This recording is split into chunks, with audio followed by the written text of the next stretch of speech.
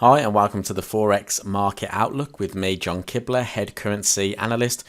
In this video, we're going to take a look at some charts of interest for the week ahead and what we can expect. So first of all, I'm actually going to start off with some seasonal charts. When it gets to an end of a month, I want to be checking out the seasonal patterns just in case there's anything we can take a look at. Now, typically seasonally, through the month of April, the risk currencies perform really well. However, when it gets to May, we actually see a reversal in that. So if I actually just take a quick look at Aussie US dollar, go to that daily chart, look how well April performed for the Australian dollar. We've performed really well through there. This was where Australian dollar was giving us a buy signal through here on our strength and weakness analysis, and ever since through April the market has pretty much moved to the upside. Now we're going to see a shift in that, not only because the strength and weakness analysis is suggesting that the Australian dollar is oversold. We have other factors in play. We have the fact that seasonally the dollar performs well, and I actually have a couple of charts to show you down here. So if I first bring in the US dollar seasonal pattern and just highlight this for you, we can see here, look where that arrow is. As soon as we hit that May, typically we see a complete reversal in the dollar index. Now that's showing us that the dollar typically gains value through this period. And just to kind of cement that fact, if I actually go to Euro US dollar, you can see, again I'll zoom right in, you can see that there's usually a top in May as well with the price falling lower.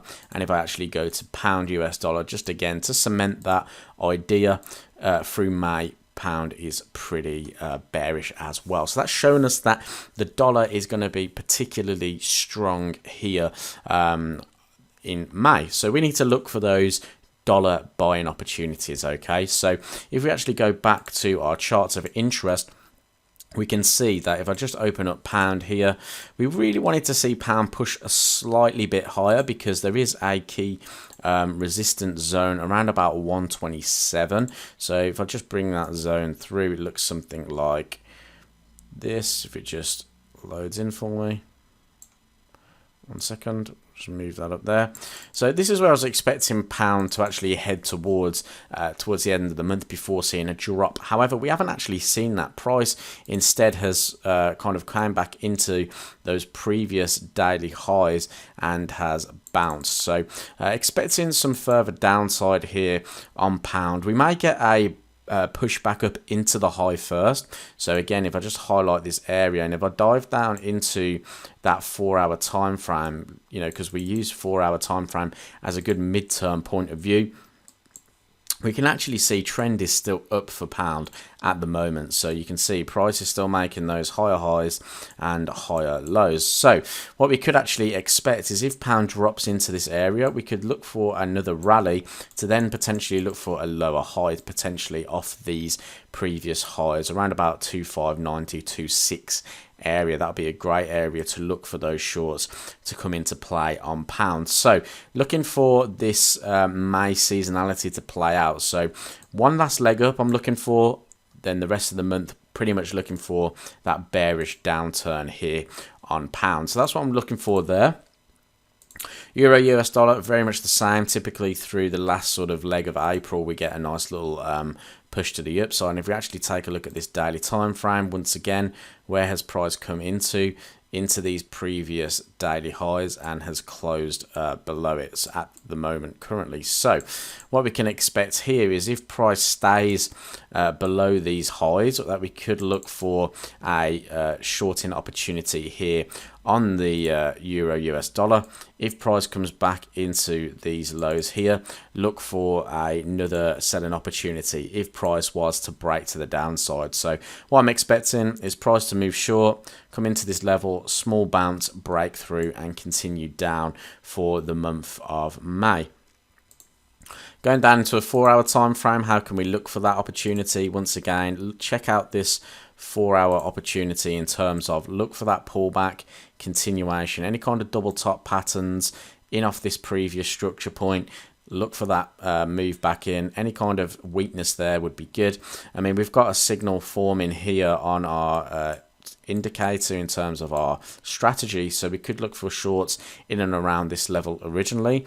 But you know, look how when we do get that structure play and the market does change cyclicity, look what these opportunities can bring us if the market, you know, does start performing those 4-hour higher highs. That's what I want to see in here on Euro US dollar to look for short opportunities. Obviously you can look to short this daily time frame as well if we do get the right sort of setup in there.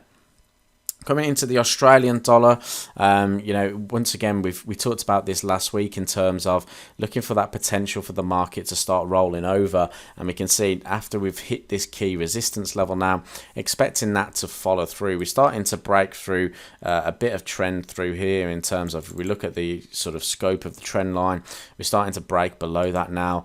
I don't really like using trend lines. They're a bit too subjective for me, but we can start seeing that weakness coming into play. Look at the weekly time frame. Just get rid of all this nonsense here for a second.